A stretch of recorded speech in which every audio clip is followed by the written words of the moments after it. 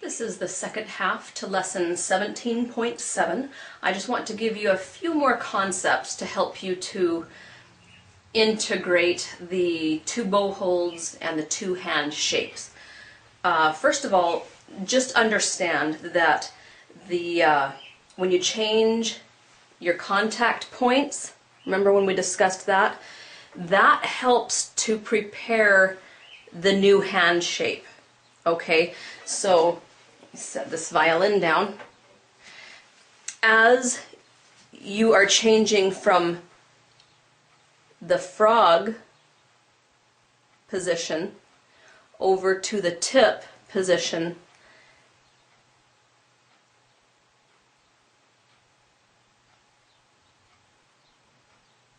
as you're moving to this new contact point right there, that's preparing for this hand shape.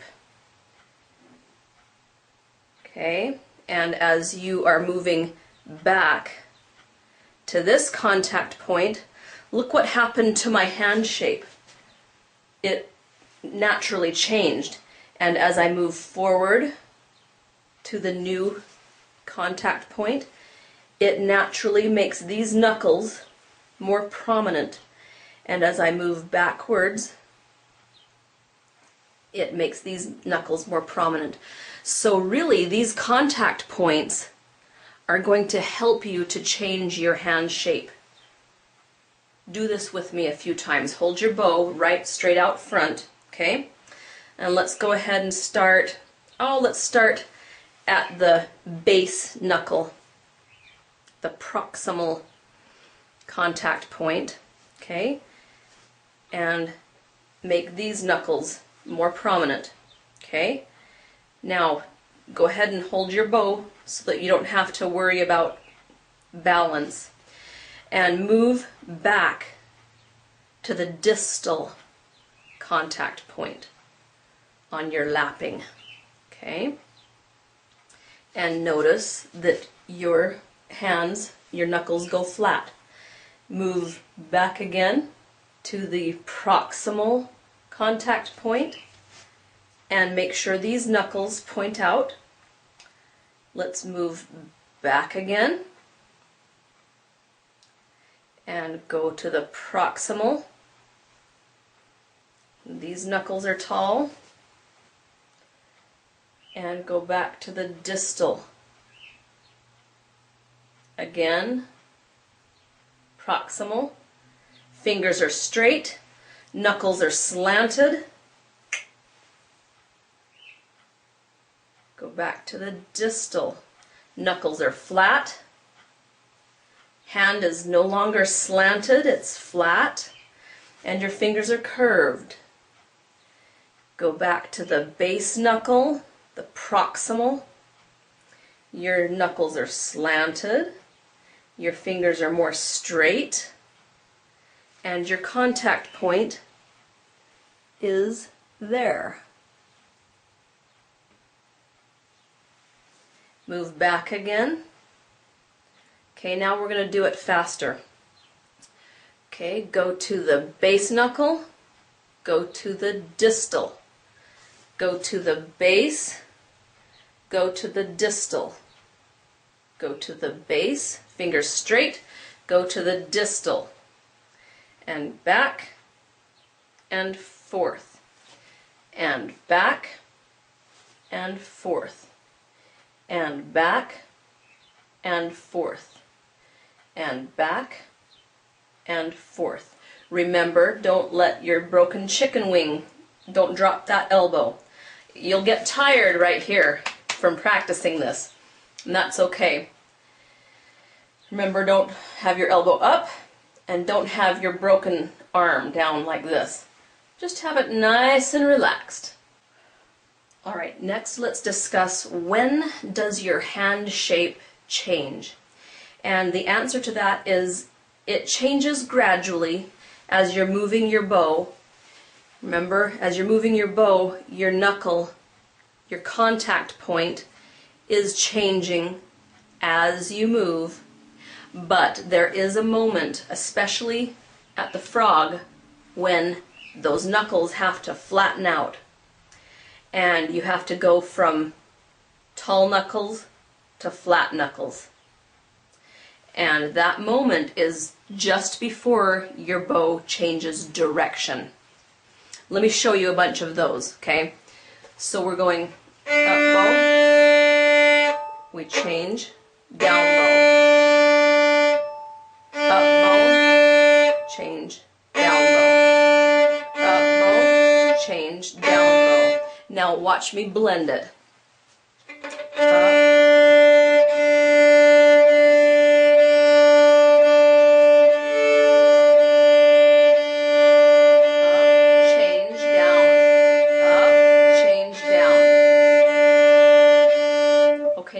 If we were to stay in the lower half, the same rule would apply for your up bow.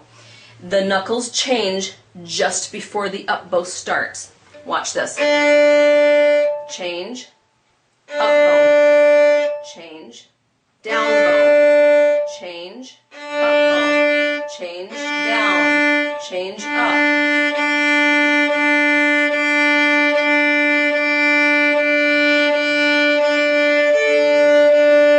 That rule only applies if you're staying in the lower half of the bow.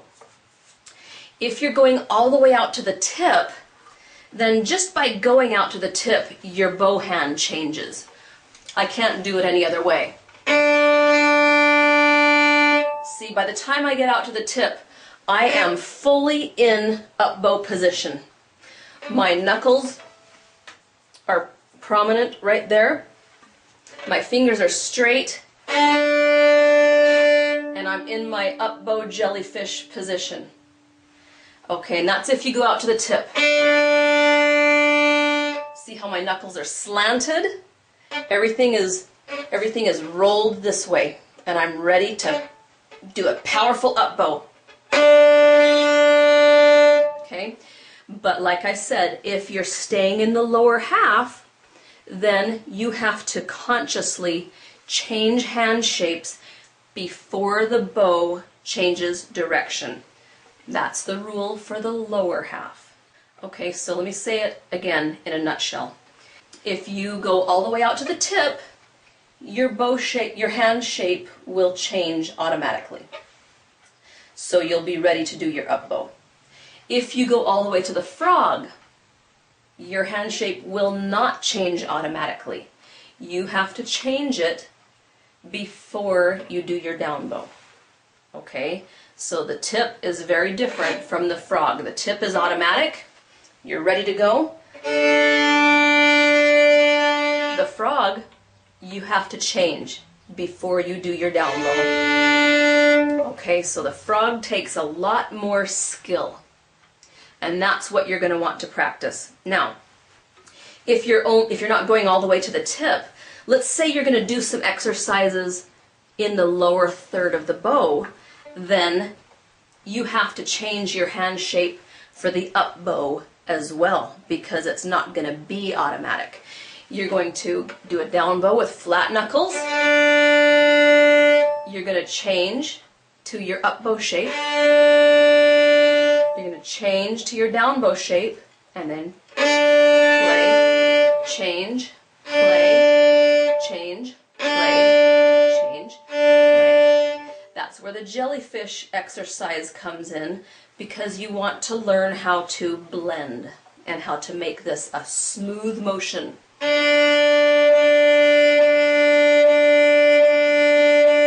We don't do the collé motion just because it looks pretty.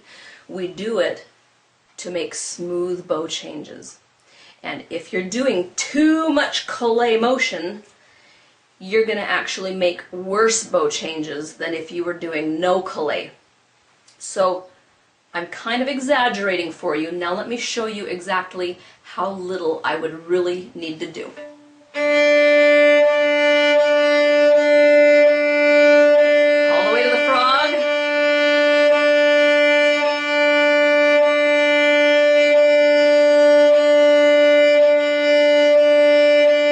I'm not doing that much. I'm doing just as much as is necessary. Okay? One more tip for you. There's a debate on the internet and in the violin world, do we tilt our bow or do we play with flat hair?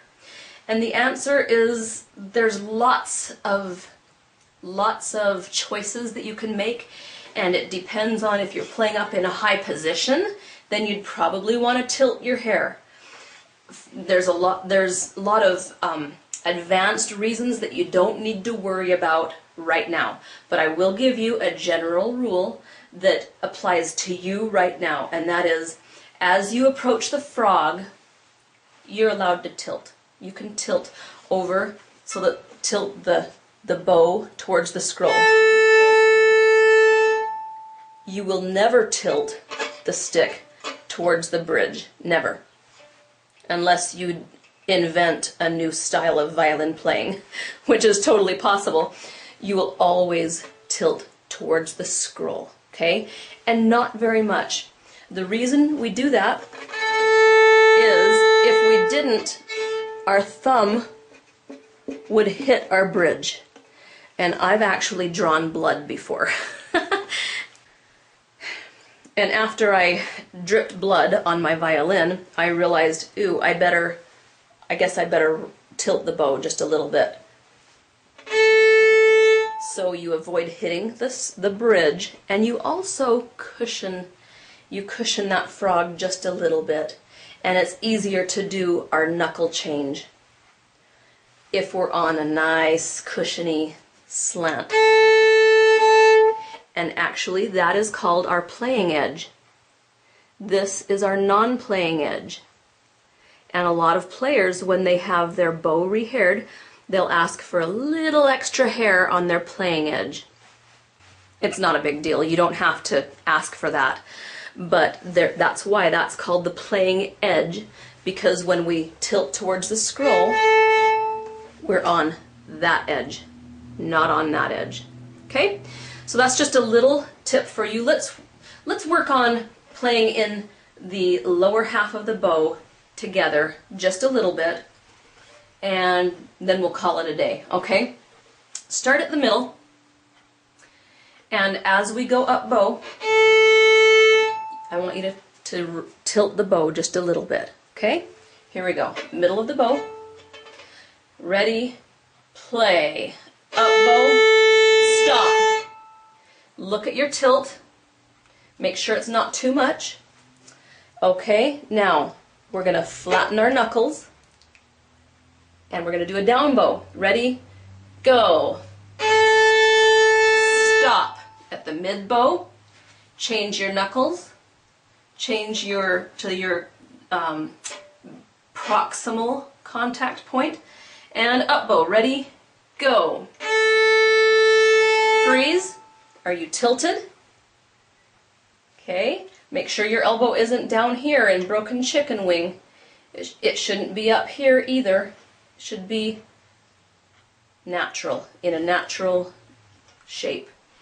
Watch the curve right here. That's what's important. If it's severe, then you're doing it wrong. If it looks natural and gentle, you're doing it right. Okay?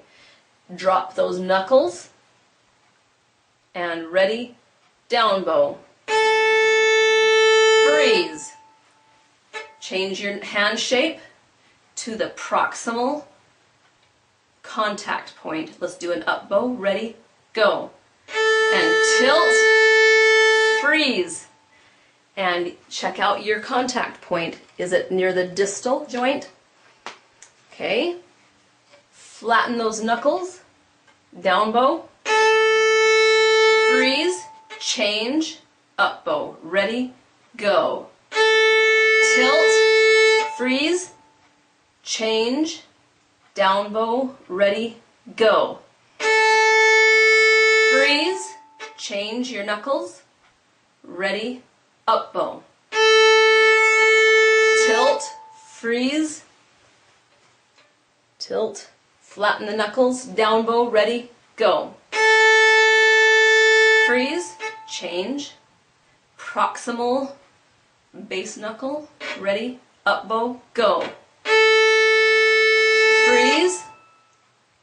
Check out your tilt. Are you on the edge of your horsehair? If you are, that's fine. Flatten your knuckles and down bow. Ready? Go. Okay, so there's a couple more concepts for you as far as when do you change your hand shape. Hopefully you know the answer. And that it's good to tilt your bow towards the scroll as you approach the frog. That is just fine, and it's actually very helpful to do that. Be patient with this technique. It will take you several months. I think it's important for you to do it at your own pace, so I don't want to dictate or rush you by doing a bunch in a row right now.